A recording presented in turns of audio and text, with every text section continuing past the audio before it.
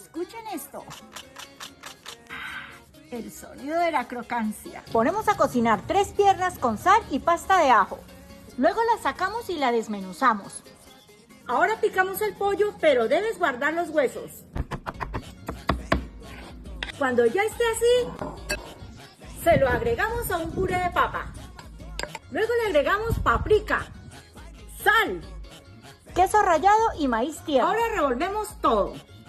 Finalmente armamos nuestras colombinas, le ponemos el huesito que habíamos guardado, las pasamos por huevo, miga de pan y al air fryer a 180 grados por media hora. Prepárenlas y disfrútenlas.